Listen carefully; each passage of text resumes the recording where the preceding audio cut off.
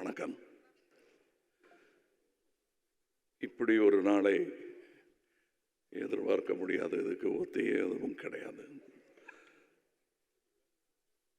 அவரை நான் முதல்ல சந்தித்த போது எப்படி எங்கூட பழகினாரோ அப்படி தான் அவர் பெரிய நட்சத்திரமான பிறகும் என்கிட்ட பேசிக்கிட்டு இருந்தார். விஜயராஜ், விஜயகாந்த், இது ரெண்டுக்கும் எனக்கு வித்தியாசமே தெரியாமல் வச்சுக்கிட்டதுக்கான காரணம் நான் அல்ல, அவர். அதாவது அவரை பற்றி சொல்லணுன்னா அவர் பல விமர்சனங்களை, அவமானங்களை தாங்கி மேலோங்கி வந்தவர்.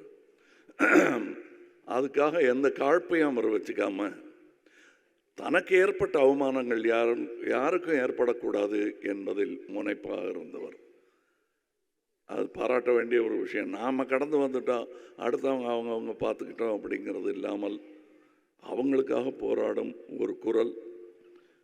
அவர் நட்சத்திரமும் ஆனார் என்பது அவர் உழைப்பில் வந்தது என்றாலும் ஆரம்ப நடிகர்களுக்கு, கடைநிலை நடிகர்களுக்கெல்லாம் அவர் ஒரு குரலாக இருந்தது அவர்கள் செய்த பாக்கியம். தமிழக அரசியல் வரலாற்றில் பெரிய தலைவர்களுக்கெல்லாம் வரும் கூட்டம் இவருக்காகவும் வந்ததை நான் பார்த்தேன். அதில் அவர் சேர்த்த சொத்து என்னால் அதுதான்.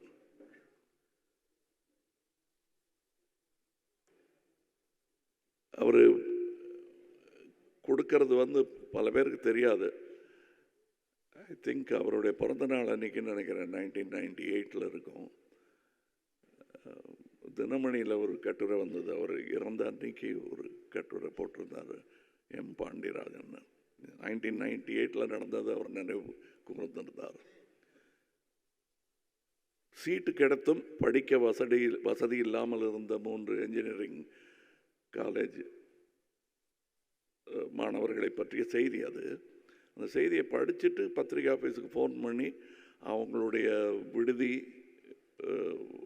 கட்டிடம், படிக்கும் வசதி எல்லாத்தையும் 3 பேருக்கு ஏற்பாடு பண்ணி கொடுத்துருக்காரு அவர். இது 25 வருஷத்துக்கு முன்னாடினது.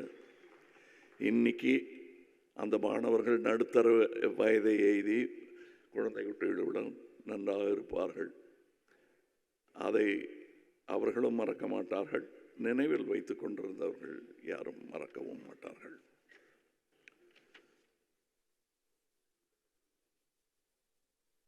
எழுபது 80களில் அந்த சமூக அரசியல் கோவங்களை எல்லாம் பிரதிபலிக்கும் ஒரு சினிமா உருவமாக விஜயகாந்த் அவர்கள் திகழ்ந்தார் என்றால் மிகையாகாது. கண்டிப்பாக அது ஒரு, எனக்கு அவர்கிட்ட நான் அவருடைய இரங்கல் கூட்டத்தில் அன்னைக்கு அவர் பூதவுடல் அங்கே இருக்கும்போது நான் சொன்னேன், எனக்கு அவர்கள் பிடித்த பல நல்ல குணங்களில் ஒன்று அவருடைய நியாயமான கோபம் என்று. இன்றைக்கும் அவர் ஒரு கிராமத்து ஆள் மாதிரி நாக்கை கடிச்சிக்கிட்டு கோபம் வந்ததுன்னா கேட்டுருவார், கேட்க வேண்டியது. அது எந்த அரங்கமாக இருந்தாலும் அதுக்கு பயப்பட மாட்டார் அவர். அந்த துணிச்சல் பல நேரங்களில் நடிகர் சங்கத்துக்கே உதவியாக இருந்திருக்கிறது. அதற்கு சாட்சி இங்கே இருக்கும் நடிகர்கள். அவர் நடித்த முதல் படம் ஆக்சுவலி அது ஒரு திரைப்பட விழாவுக்கு போக வேண்டிய படம். தூரத்து இடி முழக்கம் போயிற்று. அதிலிருந்து ஒரு கமர்ஷியல் ஹீரோவாக அவர்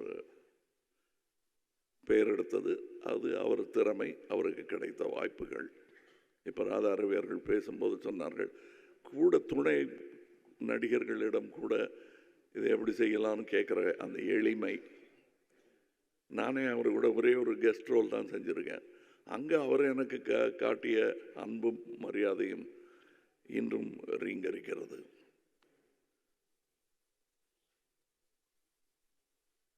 அவருக்கு இருந்த நண்பர்கள் இங்கே கூடியிருக்கிறார்கள். தனக்கு பிடிக்காதவங்களை கூட கூப்பிட்டு பேசிடுவார் அவர். அந்த தைரியம் உண்டு அவருக்கு. அந்த மாதிரியான குணாதிசயங்களை நாம் பிரதிபலிக்கலாம், காப்பி அடிக்கலாம், தப்பில்லை. அவர் போல் இல்லை என்று சொல்வது வழக்கம். அவர் போல் இருக்க வேண்டும் என்று முயற்சியாவது செய்வோம். வணக்கம். Good bye Vijayakanth. Good bye captain.